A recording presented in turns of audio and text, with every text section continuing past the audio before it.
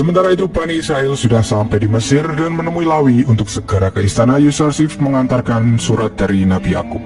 Saat menuju istana, Lawi menjelaskan ke semuanya bahwa Benyamin tidak sama sekali diperlakukan sebagai budak oleh Yusarsif. Semua saudara pun tidak percaya dengan perkataan Lawi itu, namun Lawi mengatakan jika dia melihat Benyamin selalu diajak pergi kemanapun oleh Yusarsif, bahkan ia dinaikkan ke kereta kudanya. Setelah mereka bertemu dengan Yusarsif, mereka terkejut karena melihat Benyamin memang berada di atas dan memakai pakaian yang sama sekali tidak mencerminkan bahwa dirinya adalah seorang budak. Kemudian Yahuda memberikan surat dari Nabi Yakub yang langsung dibaca oleh Yusarsif. Ketika Yusarsif membaca surat itu, dia meneteskan air mata yang membuat Bani Israel merasa aneh. Setelah selesai, Yusarsif mengatakan kepada Bani Israel bahwa celakalah mereka. Apa yang telah mereka lakukan kepada Yusuf sehingga membuat ayah mereka semua menderita seperti itu. Bani Israel tetap tidak mengakui kesalahannya dan mengatakan jika mereka tidak membuat ayah mereka menderita seperti sekarang. Akan tetapi Yusarsif langsung menunjukkan surat penjualan budak Yusuf saat itu dan dibacakanlah surat itu di depan mereka. Mereka pun sangat kaget melihat surat yang sudah puluhan tahun mereka buat itu kembali lagi di hadapan mereka semua.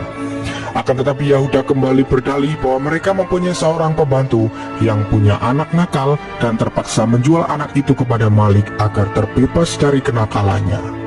Setelah mendengar alasan itu, Yusarsif menanyakan kepada Benyamin apakah yang mereka katakan itu adalah benar. Benyamin menjawab bahwa di rumahnya tidak ada anak yang seperti itu kepada Yusarsif. Lawi pun menanyakan kepada Zulaiha dari mana dia mendapatkan surat itu.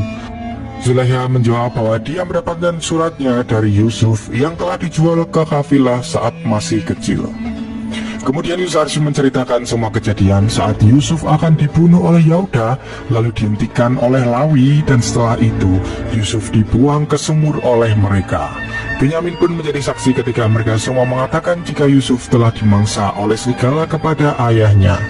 Di sini Syam'un sempat menyangkal tuduhan itu dan mengatakan bahwa semua itu adalah bohong, akan tetapi Lawi memotongnya dan menyuruh agar mereka mendengarkan penjelasan dari Yusarsif kembali.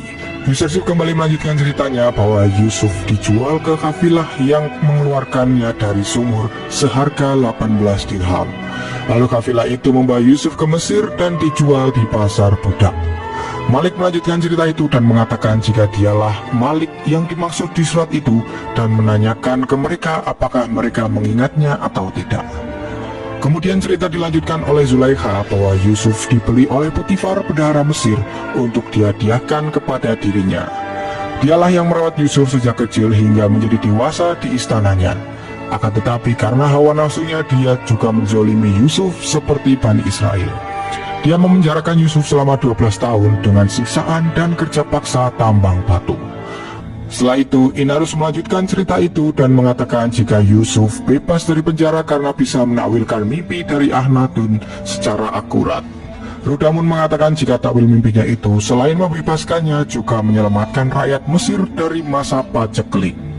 Dan yang terakhir, Asenat mengatakan jika Yusuf adalah suaminya dan juga ayah dari anak-anaknya.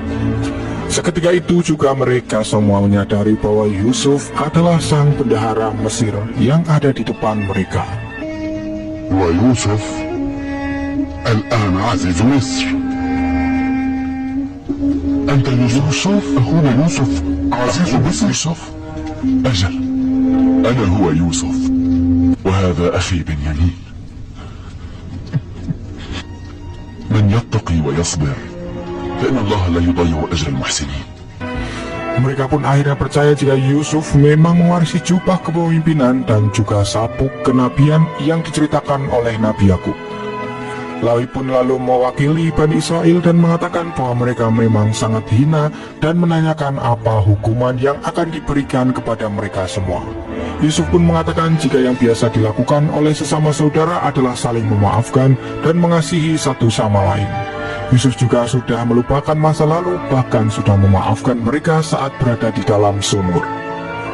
Akan tetapi Lawi tetap tidak terima dengan jawaban Yusuf dan menginginkan hukuman bagi dia dan mereka yang telah menzolimi saudaranya sendiri. والآن ما الذي ستفعله بنا؟ فلما فعلنا ما فعلناه بك يا يوسف؟ أنا فقد نسيت الماضي نحن قد ظلمناك حقك يا يوسف، فلا تفعل أنت ذلك، فهو أكبر عقاب يمكن أن تنزله بنا. فأنا قد كرهت نفسي يا أخي، أنا قد كرهت نفسي يا يوسف. Yusuf pun akan mengiyakan permintaan Lawi itu dan menyuruhnya untuk segera maju ke depan. Ketika Lawi siap untuk menerima hukuman, Yusuf malah tidak memberikan apa-apa kepadanya dan hanya mengatakan jika dia tidak sedikit pun membenci saudara-saudaranya yang lain. Yusuf pun lalu menghampiri mereka semua untuk memeluknya satu persatu. عزمت مرارا أن أضمكم إلى صدري، لم أوفق. أنا أحبكم جميعا يا إخوتي من صميم القلب.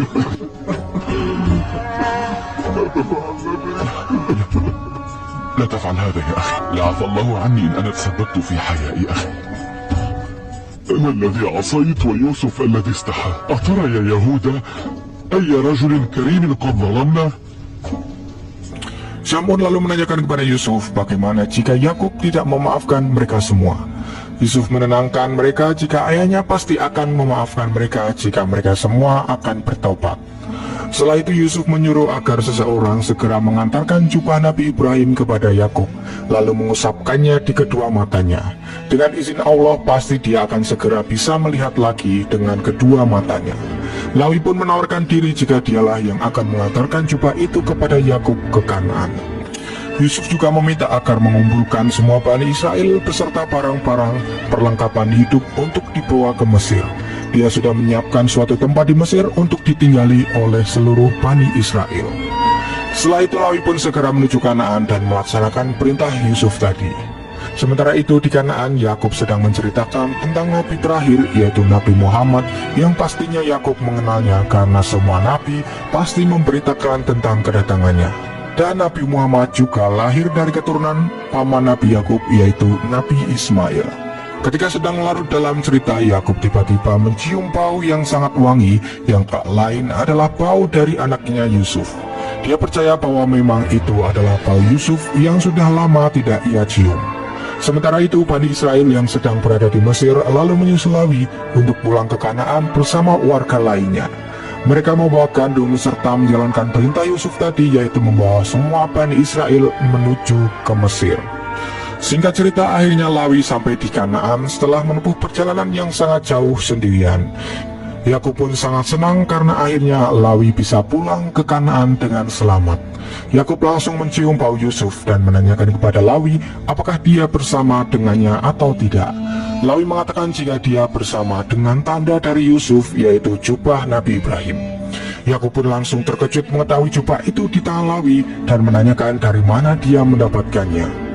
Lawi menjelaskan jika Yusuflah yang memberikan jubah itu kepadanya, dan Yusuf adalah seorang bendahara Mesir yang selalu baik kepada mereka. Mendengar perkataan Lawi, Yakub pun langsung lemas dan bahagia karena penantiannya selama ini akhirnya akan segera berakhir. Lawi juga menyuruh ayahnya agar jubah itu diusapkan ke kedua matanya agar dia bisa sembuh dari kebutaan. Dan ketika Yakub sudah mengusapkan ke kedua matanya, matanya langsung kembali seperti semula dan ia juga melihat kakek-kakek yang saat itu juga mendatangi Yusuf di sumur. Kakek itu mengucapkan salam lalu menjelaskan jika Yakub telah mencium bau Yusuf dari mulai dibawanya jubah itu ke Kanaan 10 hari yang lalu oleh Lawi. Kakek itu juga merasa aneh karena dulu waktu Yakub melewati sumur Yusuf, dia tidak bisa mencium baunya sama sekali. Hal itu dikarenakan dulu Yakub belum merelakan Yusuf di jalan Allah seperti yang sudah ia lakukan saat ini. Setelah itu para anak-anak dan cucu-cucunya pun menyaksikan kebesaran Allah yang telah mengembalikan penglihatan Nabi Yakub seperti dulu lagi. أنا أراكم جميعا. هل تبصر يا أبي؟ قميص الولد يوسف. يا الله. وهل يعصى على القميص الذي وقع إبراهيم من نهر النمر؟ اللهم لك الحمد، لك الحمد يا الله.